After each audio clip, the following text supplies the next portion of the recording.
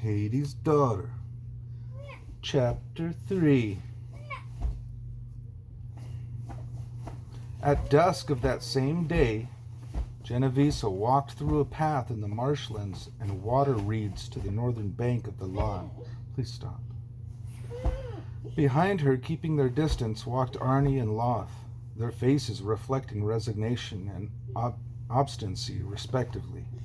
Several paces behind them came a young girl of some 10 or 11 years, Genovesa's middle daughter, wearing nothing but a brief hip wrap and a drum hung on a leather band that wound over one shoulder in between her small virgin breasts. On the drum, the girl beat out a soft, relentless rhythm that sent the blood coursing through the two men. Genovesa halted at the water's edge. She was naked. Her dark, curly hair with its strange russet streak left to flow unbound over her shoulders and back. Unlike her daughter, who had as yet borne no children and thus had the thin, unbecoming body of the yet-to-be mother, Genovesa's body was shapely and seductive. Her breasts were well muscled and molded by the years she'd spent breastfeeding her daughters. Her hips flared invitingly. Her waist was narrow between the two sensuous extremes of breast and hip. Her legs were long and smooth and graceful. In many ways, the Magellan's body was like the land itself, deep and inviting, mysterious and strong, secreting within itself that magical spark that, as the touch of a man's body or the caress of the village plow, seeded new life both in womb and in field. Genovesa was an extraordinarily powerful woman, but her power encompassed far more than the mage power she held within her womb.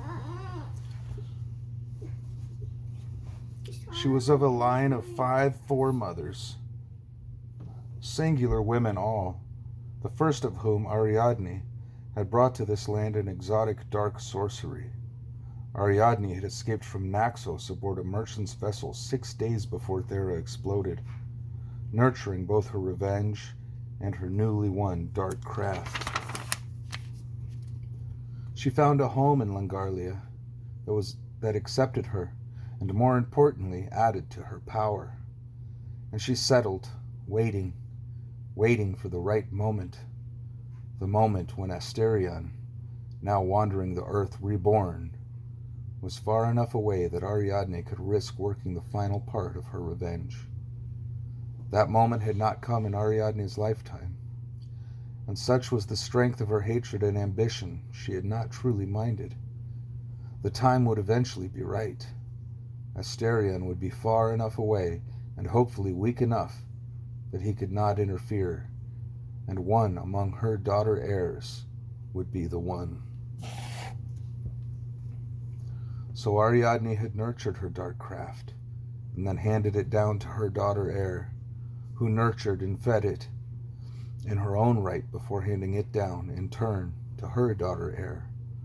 For well over 100 years the women had passed it down their line, mother to daughter, each adding to the store of the power that by the time Genovesa's mother, Heron, had come to her full power, had grown into a dark, twisting thing indeed. It was Heron who laid the foundations for the final part of Ariadne's plan, the eventual reactivation of the game, far, far from the Aegean world and its gods. First, she had engineered the splitting of Arnie's Og power so that Og, and through him Madge, would be too weak to interfere.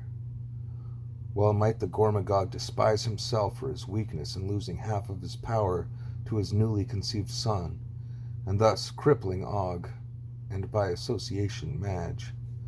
But in actuality, he'd been the victim of Heron's spell-weaving rather than his own unwitting error. Arnie and Loth blamed the pitiful Blangan for the catastrophic event. They still lusted for her blood, but Blangan had simply been a means, a vessel to be used. Blangan had been Heron's eldest daughter, and thus expendable in a world where it was the youngest daughter who inherited. Finally, in a final act of dark craft, so powerful it had ended her life, Heron had caused Asterion, at that moment moving from one life to the next, to be reborn into a body calamitously weak and so far distant that he, like Og and Madge, would be able to do nothing to prevent Heron's daughter heir Genovesa in the final fulfillment of Ariadne's design. Even though all these women had held the office of Magellan, none of them had much regard for Madge herself, although they were content to mouth their respects while all the time drawing on the goddess's power. They loved this land that sheltered them, but they secretly despised the gods who had protected it, and as generation succeeded generation, plotted to overthrow them. After all, they had something far better than Madge or Og planned for this land. Standing at the edge of Lan, shivering as the cold water lapped at her ankles, Genovesa sent a prayer of thankfulness and honor her mother's way. Now it was Genovesa's turn to build upon her foremother's work and execute her final turn of the labyrinth. Place the final piece of the puzzle, work that magic that would allow power once more to rise from the ashes of her fifth foremother's betrayal. The time was finally here. Asterion was far, far away, and currently trapped in the weakest incarnation ever. And the man Genovesa did need was in place, and far closer than Asterion. Genovesa shivered again, but this time with desire rather than cold. She'd had many lovers in her lifetime, but they were as nothing when compared to the man who by blood and by shared knowledge, power, and training was destined to be her mate. The man she needed to bring to Langarlia. The man she, as her 5 dead foremothers, needed to bring all their plans to fruition. The one man, the single man remaining, who could aid Genovesa in her quest. A kingman, the last one left out of the catastrophes that had racked the Aegean world over the past 5 or 6 generations. The one man who had the power to match her step by step in the twin dances of power. The one man who could earn Genovesa's respect and match her strength and wit. A kingman, the only one who could weave with her that enchantment that would raise the land to everlasting greatness. A fitting mate. A kingman. Genovesa, still hesitating at the land's edge, placed a hand on her belly. She had 2 years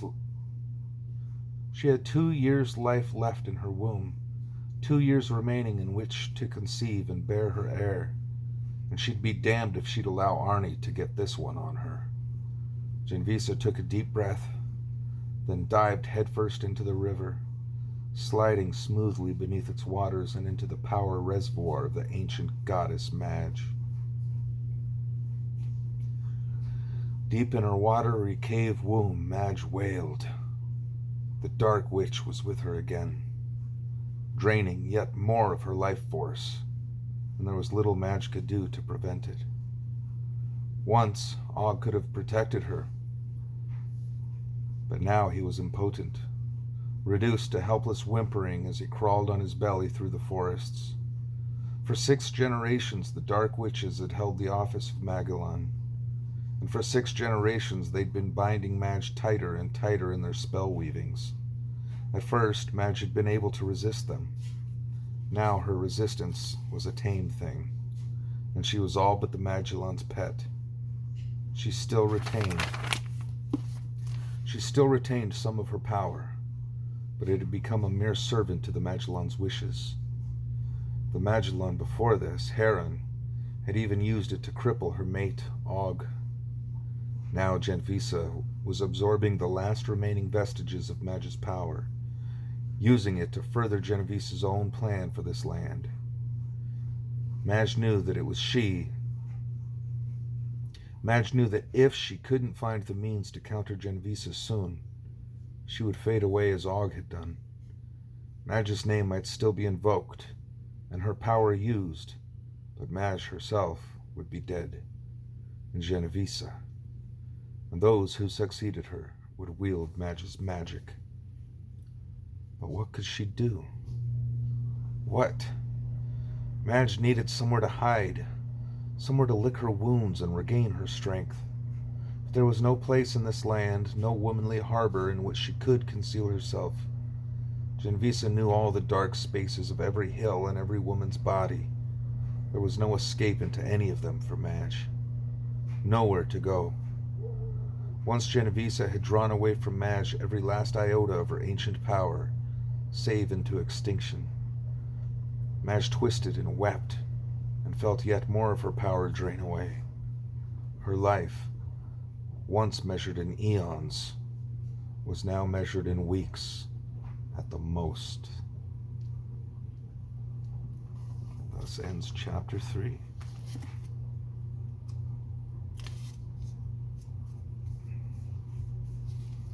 Until next time.